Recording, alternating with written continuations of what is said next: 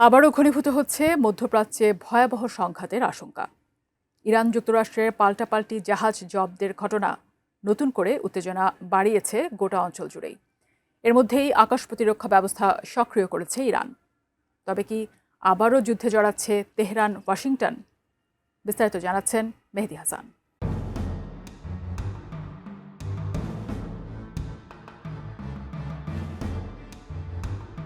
সব কূটনৈতিক আলোচনাকে ছাপিয়ে ইরান ও যুক্তরাষ্ট্রের লড়াই এখন সাগরে গড়িয়েছে। আর এই ধারাবাহিকতায় মাত্র ৪৮ ঘণ্টার ব্যবধানে পাল্টাপাল্টি জাহাজ জব্দের ঘটনায় কূটনীতির টেবিল ছাপিয়ে দ্রুত উত্তেজনা ছড়িয়েছে, যা মধ্যপ্রাচ্যকে নতুন করে এক ভয়ঙ্কর সংঘাতের মুখে দাঁড় করিয়ে দিয়েছে।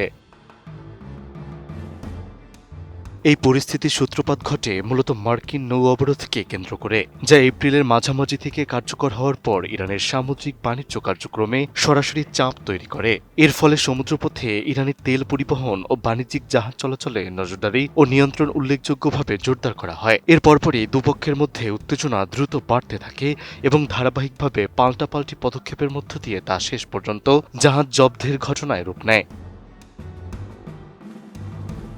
এই উত্তেজনার মধ্যেই ওমান সাগর থেকে ইরানের বিপ্লবী গার্ড বাহিনী এমএসসি ফ্রান্সেসকা এবং অ্যাপামিনান্ডান্স নামের দুটি বাণিজ্যিক জাহাজ আটক করে নিজেদের উপকূলে নিয়ে যায়। লাইবেরিয়ার পতাকাবাহী গ্রিক মালিকানাধীন অ্যাপামিনান্ডাসে ২১ জন ক্রু সদস্য রয়েছেন, যার মধ্যে ইউক্রেনীয় ও ফিলিপিনো নাগরিক থাকার তথ্য পাওয়া গেছে।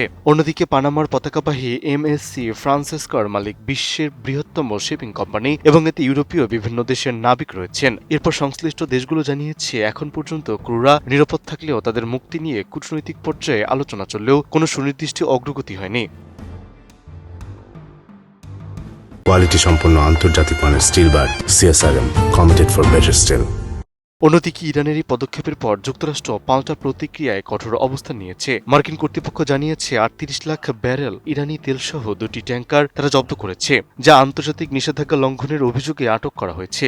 একই সঙ্গে ইরানি তেল বিক্রির অস্থায়ী ছাড় বাতিলের সিদ্ধান্ত নেয় মার্কিন ট্রেজারি বিভাগ। ফলে খুব দ্রুতই এই তেলের উপর পুরনো নিষেধাজ্ঞা কার্যকর হওয়ার কথা রয়েছে। পাশাপাশি তৃতীয় পক্ষের দেশ বা কোম্পানির উপর নিষেধাজ্ঞার হুঁশিয়ারি দিয়ে ওয়াশিংটন চাপ আরও বাড়িয়েছে।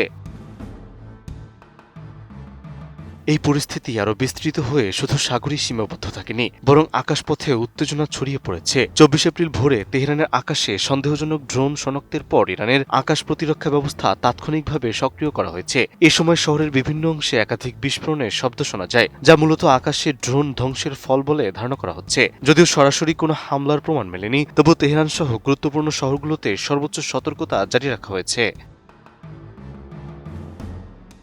চলমান এই উত্তেজনার মধ্যে বর্তমানে কূটনৈতিক আলোচনার পথ কার্যত বন্ধ রয়েছে। পাকিস্তানের প্রস্তাবিত শান্তি আলোচনা ভেস্তে যাওয়ার পর দুদেশের মধ্যে সরাসরি সংলাপের কোনো অগ্রগতি হয়নি। ফলে সাগর থেকে আকাশ দুদিকেই বাড়তে থাকায় সামরিক প্রস্তুতি বিশ্বকে আরও বড় ধরনের সংঘাতের দিকে ঠেলে দিচ্ছে কিনা, সেটাই এখন বড় প্রশ্ন হয়ে দাঁড়িয়েছে। মেহেদী হাসান, এটিএন নিউজ।